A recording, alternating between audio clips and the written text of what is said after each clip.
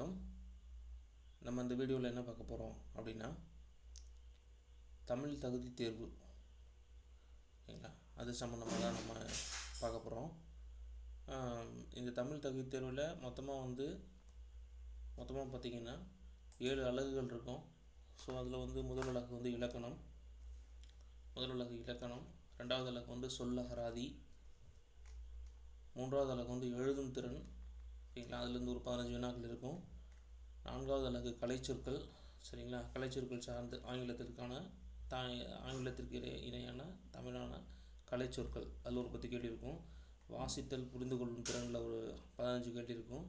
எளிய மொழிபெயர்ப்புகள் ஒரு 5 கேள்வி இருக்கும். அப்புறம் இலக்கியம், தமிழறிஞர்கள், தமிழ் தொண்டு இதில் ஒரு 15 கேள்வி இருக்கும். மொத்தம் 100 கேள்விகள் இருக்கும் சரிங்களா. ஸோ இப்போ இந்த வீடியோவில் நம்ம என்ன பார்க்க போகிறோம் அப்படின்னா, நம்ம இலக்கணத்தில் பார்க்க போகிறோம். இலக்கணத்தில் தமிழ் எழுத்துக்களோட பேசிக்ஸ் அந்த கிளாஸில் நம்ம இந்த வீடியோவில் நம்ம பார்க்க போகிறோம். வாங்க வீடியோக்குள்ளே போயிடுவோம்.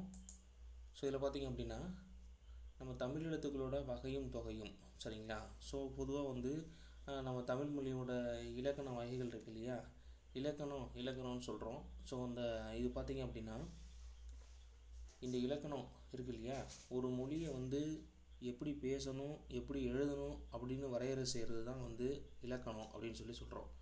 ஒரு மொழியை எப்படி பேசணும், எப்படி எழுதணும் அப்படிங்கிற வரையறை தான். ஸோ இந்த டெஃபினேஷன் தான் என்ன சொல்கிறோன்னா இலக்கணம்னு சொல்கிறோம். இந்த தமிழ் இலக்கணம் 5 வகைப்படும். தமிழ் இலக்கணம் 5 வகைப்படும். என்னென்ன அப்படின்னா, எழுத்து, சொல், பொருள், யாப்பு, அணி சரிங்களா. எழுத்து, சொல், பொருள், யாப்பு, அணி அப்படின்னு சொல்லிட்டு 5 வகைப்படும். அப்போ இலக்கணம் அப்படின்னா ஒரு மொழியை எவ்வாறு எழுதவும் பேசவும் வேண்டும் அப்படிங்கிற வரையறையை என்ன சொல்கிறோம் அப்படின்னா இலக்கணம் அப்படின்னு சொல்கிறோம். இந்த வரையறையில் தான் என்னன்னு சொல்கிறோம் அப்படின்னா இலக்கணம் அப்படின்னு சொல்கிறோம். நம்மளுடைய தமிழ் மொழி பார்த்திங்க அப்படின்னா 5 வகையான இலக்கண வகைகளை கொண்டிருக்கு. என்னென்ன அப்படின்னா, எழுத்து இலக்கணம், சொல் இலக்கணம், பொருள் இலக்கணம், யாப்பு இலக்கணம், அணி இலக்கணம் அப்படின்னு சொல்லிட்டு 5 வகையான இலக்கண வகைகள் இருக்குது. சரி, ரைட்டு. ஃபஸ்ட்டு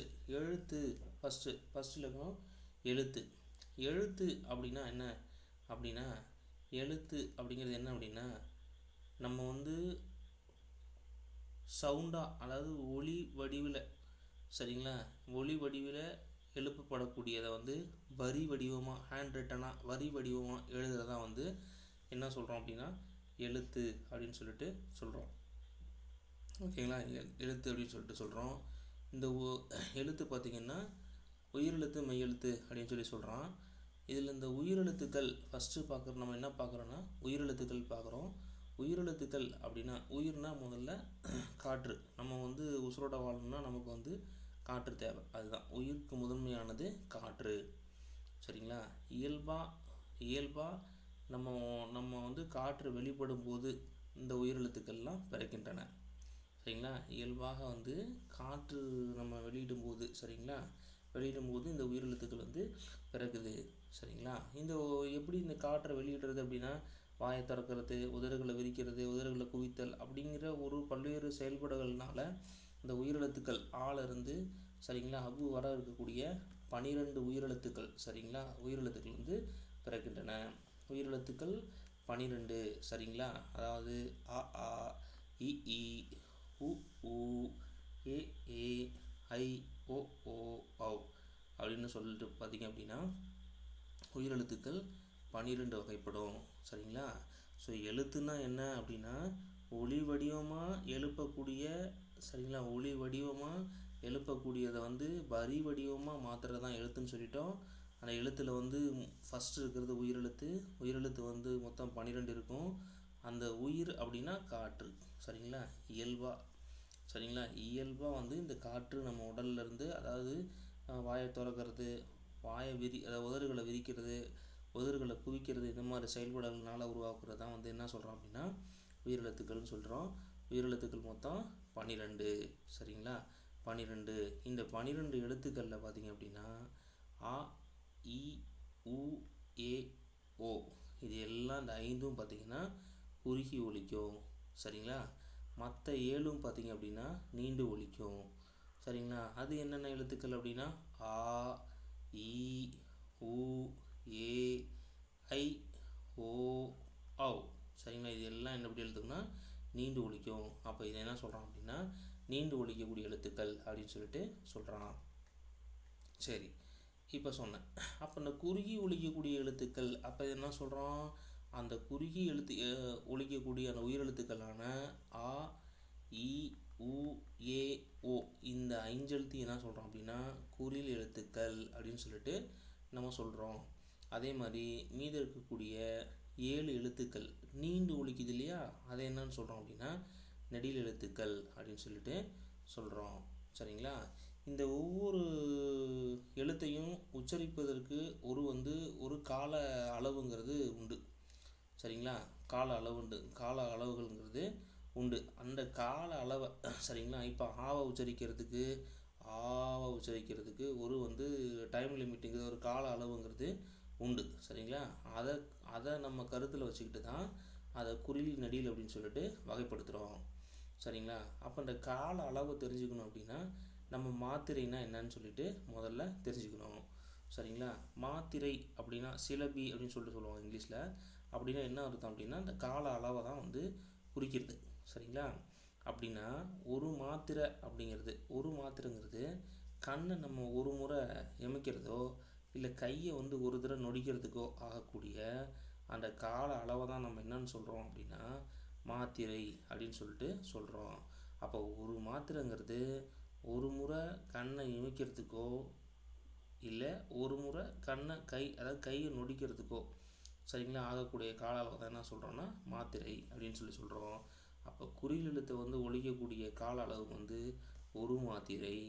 நெடில்னா நீண்டு ஒலிக்கும் இல்லையா, அப்போ நீண்டு ஒலிக்கக்கூடிய அந்த எழுத்துக்கு கால அளவு என்ன சொல்கிறோம் 2 மாத்திரை அப்படின்னு சொல்லிட்டு சொல்கிறோம் சரிங்களா. இப்போ உயிரெழுத்து சொல்லிட்டோம். அடுத்து மெய்யெழுத்துக்கள் அப்படின்னா மெய்னா உடம்பு சரிங்களா. எப்படி நான் உயிர்னா காற்றுன்னு சொல்லணும் அந்த மாதிரி மெய்யின்னா சரிங்களா உடம்பு அப்படின்னு சொல்லிட்டு பொருள்படும் சரிங்களா. உடம்புங்கிறது பொருள்படும். மெய்யெழுத்துக்கு உடல் இயக்கத்தோ பங்குல ரொம்ப இன்றியமையாதது சரிங்களா.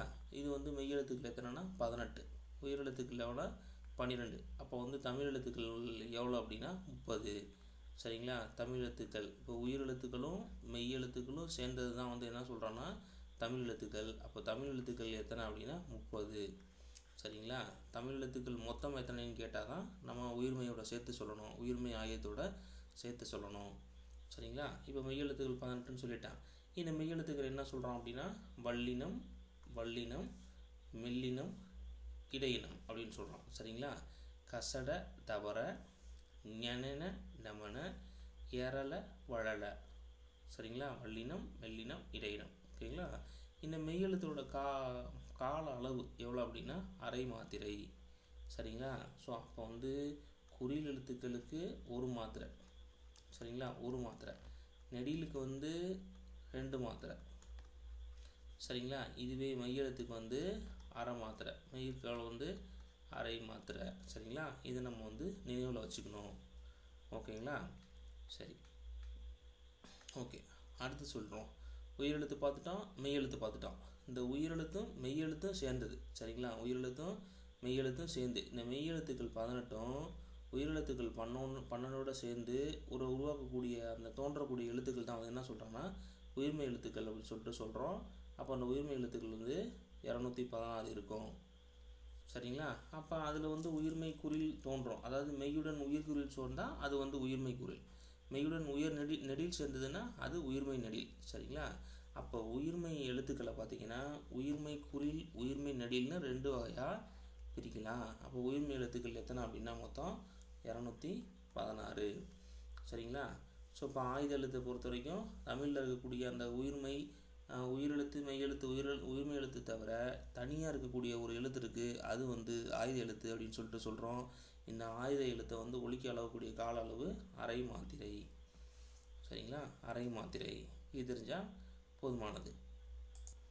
ஓகே, இது மட்டும்தான் இருக்கா அப்படின்னா வேறு என்ன அப்படின்னா இணை எழுத்துக்கள் அப்படின்னு சொல்லிட்டு ஒன்று 2 சரிங்களா? அதாவது வந்து எழுத்துக்களுக்கு இடையே வந்து ஒலிக்கும் முயற்சி அது பிறக்கக்கூடிய இடம், இதுக்கு வந்து ஒரு ஒற்றுமை உண்டு. இந்த எழுத்தை என்ன சொல்கிறோம் அப்படின்னா இணை எழுத்துக்கள் அப்படின்னு சொல்லிட்டு, இந்த எழுத்துக்கு என்ன சொல்கிறோம் அப்படின்னா இணை எழுத்துக்கள் அப்படின்னு சொல்லிட்டு சொல்கிறோம்.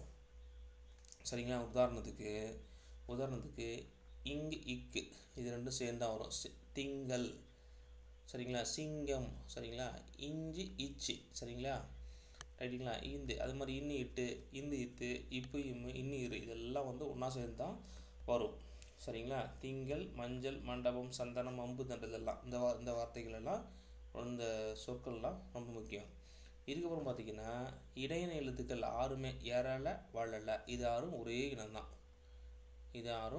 இனம்தான். சரிங்களா?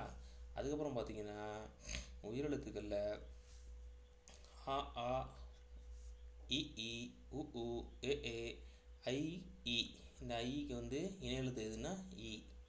சரிங்களா? ஓ ஓ ஔ உ, இந்த அவுக்கு வந்து இணை எழுத்து என்ன அப்படின்னா உ. சரிங்களா? இது ரெண்டும் முக்கியம். ஐக்கு இணை எழுத்துக்கள் எதுன்னு கேட்பான் இ, அவுக்கு இணை எழுத்து எதுன்னு கேட்பான் உ. இது வந்து வெரி இம்பார்ட்டன்ட். ஓகேங்களா? ஓகே. ஸோ இப்போ இந்த வீடியோவில் நம்ம என்னென்ன பார்த்தோம் அப்படின்னா தமிழ் எழுத்துக்கள் பார்த்துருக்கோம். அதில் வந்து உயிர் எழுத்துக்கள், மெய் எழுத்துக்கள், உயிர்மெய் எழுத்துக்கள், ஆயுத எழுத்து ப்ளஸ் வந்து இணை எழுத்துக்கள், இதெல்லாம் பார்த்துருக்கோம். இந்த வீடியோ பிடிச்சிருந்தால் லைக் பண்ணுங்கள், மற்றவங்களுக்கு ஷேர் பண்ணுங்கள். தேங்க்யூ.